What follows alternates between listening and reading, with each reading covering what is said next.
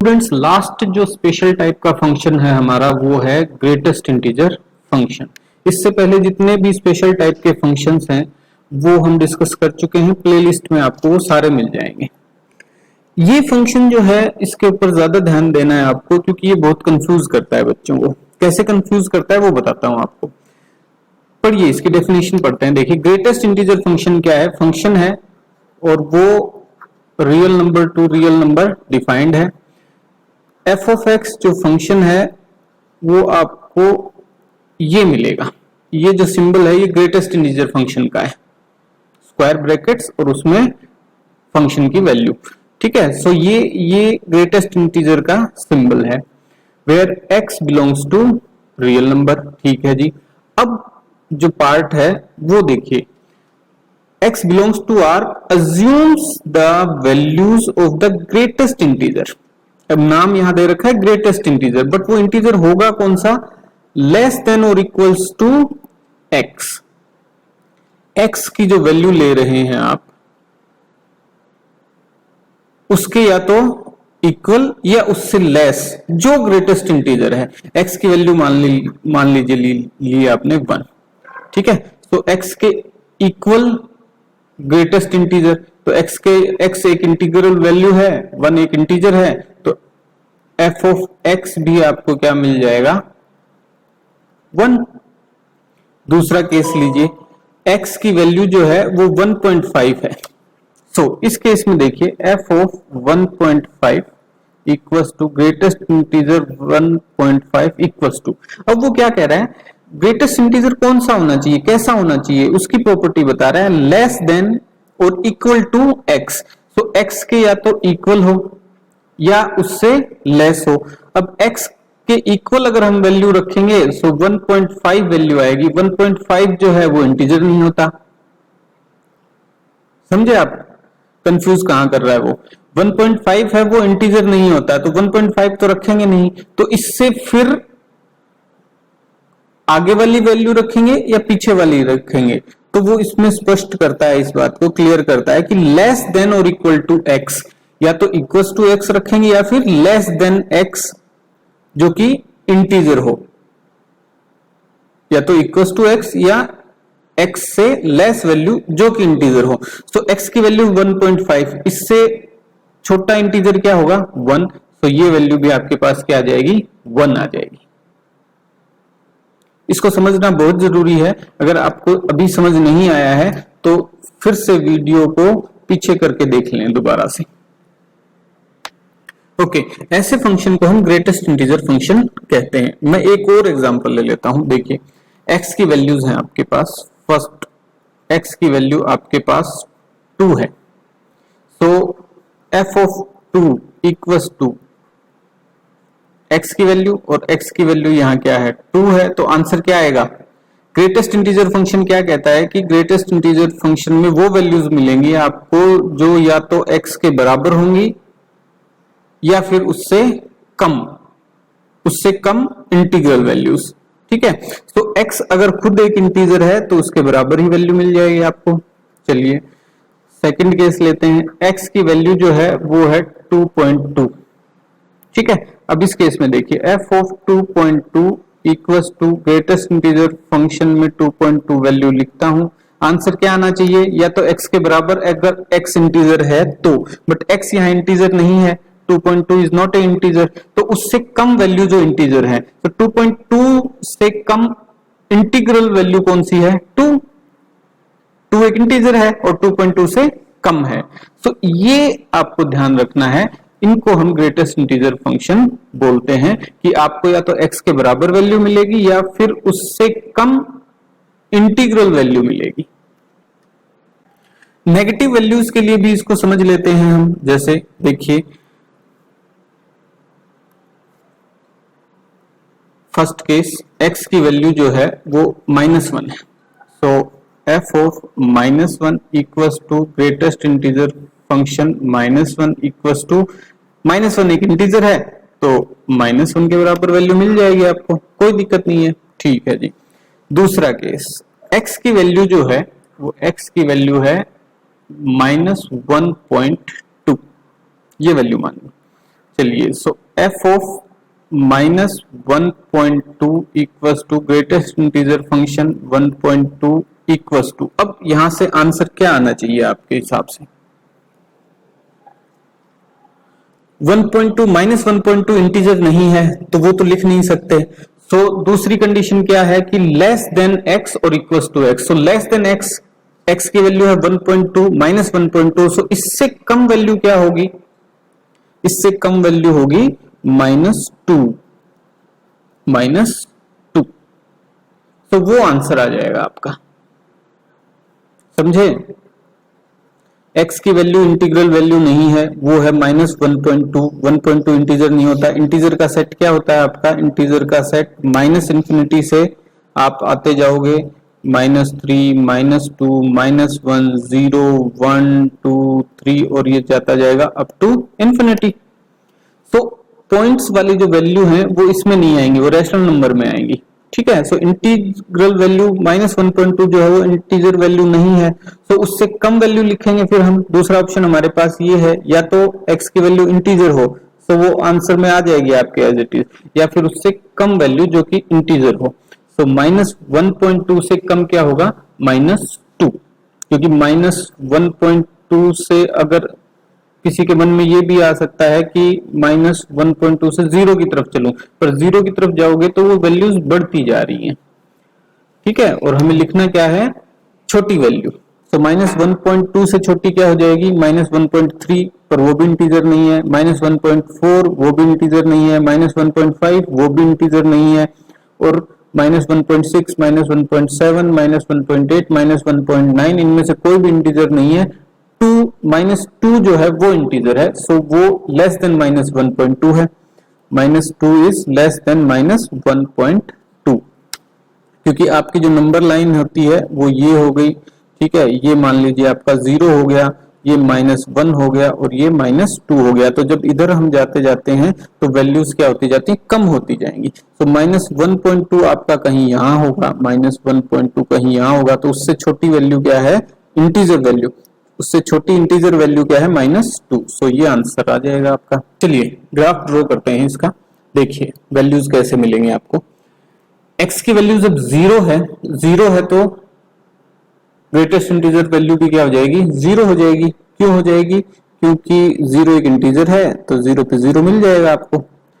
जैसे ही आपने इसमें 0.1 रखा, 0.1 इंटीजर नहीं है, तो उससे कम वैल्यू, तो उसमें भी आपको 0 मिलेगी, ठीक है जी। 0.2 रखा, 0.3 रखा, 0.4 रखा, जो भी वैल्यू आप रखेंगे आपको 0 ही मिलती जाएगी। सो ये एक x की वैल्यूज आप पुट करते जाओगे और y की वैल्यूज आपको 0 मिलती जाएंगी। बट जैसे ही आप 1 रखोगे, 1 रखते ही यहां 1 पे आपको कोई वैल्यू नहीं मिलेगी। 1 रखते ही 1 इंटीजर है तो आपको y भी क्या मिल जाएगा? 1 मिल जाएगा 1 रखते ही, क्योंकि इंटीजर वैल्यू चाहिए आपको या फिर उससे कम। पर 1.1 रखते ही वो भी 1 मिलेगा, 1.2 रखते ही वो भी 1 मिलेगा, क्योंकि 1.2 इंटीजर है नहीं और उससे छोटा इंटीजर क्या है? 1 है। सो ये ग्राफ मिल जाएगा आपको। 2 रखते ही यहाँ वैल्यू नहीं मिलेगी आपको, 2 रखते ही आपको कहाँ मिलेगी वैल्यू? 2 पे मिल जाएगी, क्योंकि 2 इंटीजर है। और जैसे ही x हम इंटीजर की वैल्यू, x की वैल्यू हम 2 रखेंगे, सो ग्रेटेस्ट इंटीजर फंक्शन जो है वो हमें 2 ही दे देगा आंसर में। सो वो फिर आपको 2 ही मिल जाएगी। और 2 से 2.999 तक भी हमें क्या मिलता जाएगा? 2 ही मिलता जाएगा। और जैसे ही 3 रखेंगे आप, 3 रखते ही आपको 3 मिल जाएगी। तो ये इस तरीके से ग्राफ चलता जाएगा, इस तरीके से ग्राफ चलता जाएगा और ये स्टेयर केस बन जाएगा, एक तरीके से सीढ़ियां बनती जाएंगी। देखिए नेगेटिव में कैसा मिलेगा आपको? नेगेटिव में जैसे ही आप -0.1 रखेंगे तो आपको आंसर में क्या मिल जाएगा? 1 मिल जाएगा, -1 मिल जाएगा, ठीक है। सो -1 मिल जाएगा। जैसे ही आप नेगेटिव वैल्यूज रखना शुरू करेंगे इधर x एक्सेस पे, तो आंसर में आपको -1 मिलता जाएगा। पर 0 पे आपको क्या मिलेगा? 0 मिलेगा। तो यहां 0 वाली कंडीशन आ जाएगी और ये वैल्यूज कुछ यूं आएंगी, ठीक है। -1 -0.1 रखेंगे आप तो उससे छोटा इंटीजर क्या होगा -1, तो वो वैल्यू मिल जाएगी। -0.2 रखेंगे तो उससे छोटा इंटीजर -1 होगा तो वो वैल्यू आ जाएगी। -0.6 रखा आपने तो वो भी वैल्यू नहीं रख सकते हम, आंसर में नहीं आएगा क्योंकि ग्रेटेस्ट इंटीजर फंक्शन में हमें क्या मिलेगा, एक इंटीजर वैल्यू मिलेगी।